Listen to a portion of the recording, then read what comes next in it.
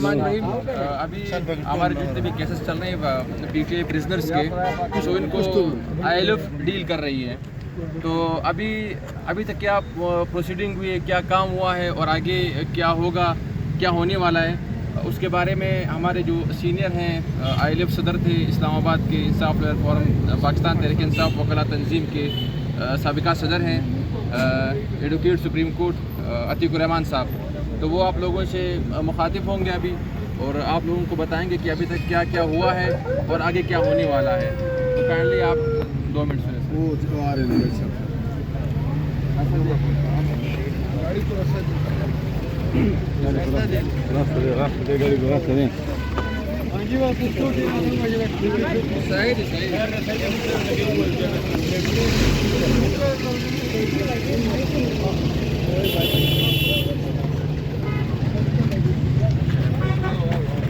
Sir वो इस minute खबर हुई कि सर खबर और वावर सर।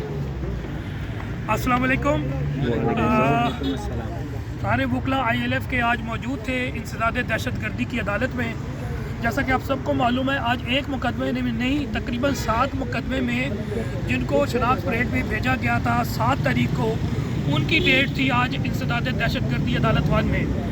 अबुल हसन जुल्कुरनैन साहब आज छुट्टी पे थे, तो ड्यूटी जज जो मौजूद है, जो इंसदाद दहशतगर्दी अदालत नंबर 2 ताहिर अब्बास सिपरा, उनकी कोर्ट में तमाम ये केसेस फिक्स थे।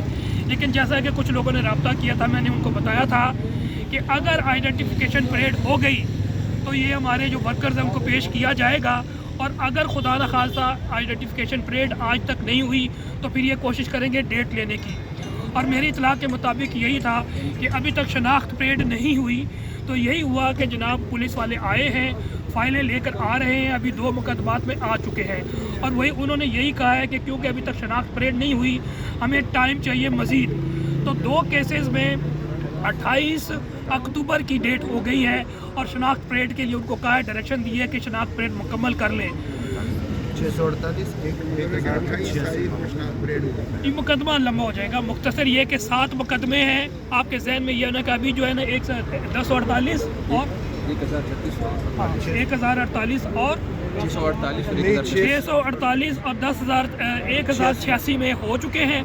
बाकी मुकदमात में भी मेरा ख्याल है कि फ़ाइलें लेकर आएंगे और उन्होंने डेट लेनी है। हमारे एक एसोसिएट हैं रशीद साहब, उनको कोर्ट में बिठाया है और मैंने यही कहा है कि अगर ये सिचुएशन सारे केसेस में है तो उनको कहना कि एक ही डेट हो, यानी कि 28 को ही सारी केसेस में हो जाए, ताकि आप लोगों को एक ही डेट में बता दिया जाए, अगली डेट में आप लोग उसी डेट पे आ जाए। 648 में हो चुकी है डेट जी, 648 में और 1036 बाकी में अभी नहीं आई। अभी जब पुलिस आएगी तो पता लगेगा, लेकिन अंदाज़ा यही है क्योंकि शनाख्त परेड नहीं हुई तो वो फाइल लेकर आएंगे और उनको कहेंगे कि जनाब हमें मज़ीद टाइम दे दें ताकि हम शनाख्त परेड कंडक्ट करवा लें। मुख्तसर ये है कि जो 2 मुकदमात में है वो उनके जो दोस्त अहबाब फैमिली वाले आए हुए हैं वो चले जाएँ और बाकी मुकदमात में अभी रहें। अल्लाह करे कि जनाब वो वर्कर्स को भी लेकर आ जाए, लेकिन एक अंदाजे के मुताबिक मेरे हिसाब से वो वर्कर्स को आज लेकर नहीं आएंगे और नेक्स्ट डेट हो जाएगी 28 तारीख, ताकि एक ही डेट में जो 7 तारीख को शनाख्त परेड पे गए हैं तो एक ही तारीख को आर्गूमेंट्स हो जाए।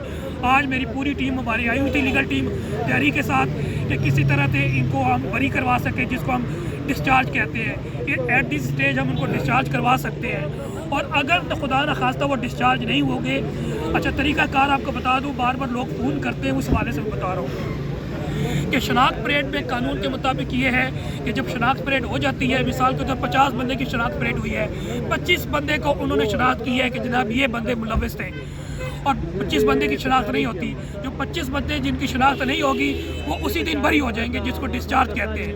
अब बाकी रह जाएंगे, मिसाल के तौर पर जिनको शनाख्त की है, झूठा किया सच्चा किया, वो अलग बात है, ठीक है, उसकी एफिकेसी कोई नहीं है, ध्यान में रखिएगा। ये शनाख्त परेड जो हो रहा है सब गैर कानूनी तरीके से हो रहा है। इंशाल्लाह इसको चैलेंज करके बाद में ख़त्म करेंगे। मुख्तसर ये है कि फिर उनको ये कहेंगे हमें फ़िज़िकल रिमांड में दे ताकि हम तफ्तीश करें।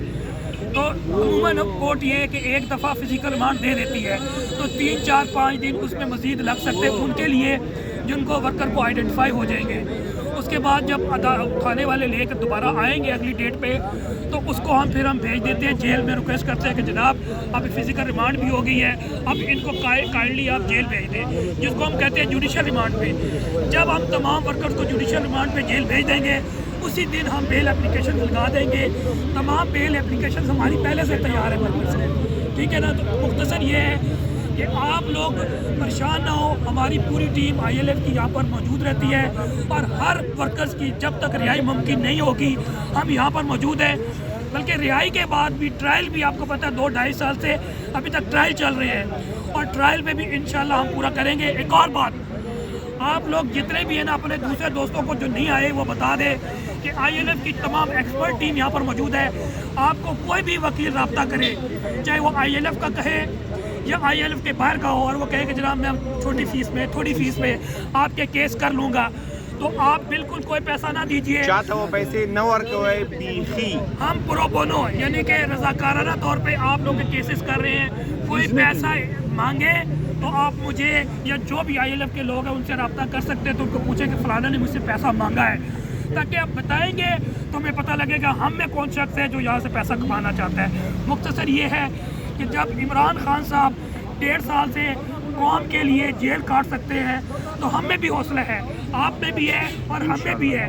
ہم پہ بھی مقدمات ہوئے ہیں، پتہ ہے آپ کو، ہم پہ بھی مقدمات ہوئے ہیں، لیکن ہم نہیں پیچھے ہٹے، نہ ڈرے ہیں نہ ڈریں گے۔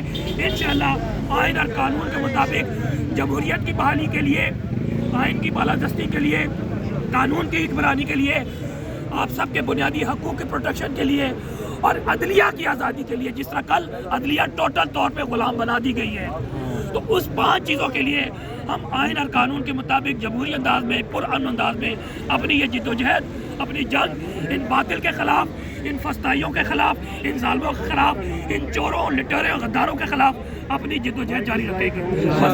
پاکستان زندہ باد، عوام زندہ باد اور عمران خان زندہ باد۔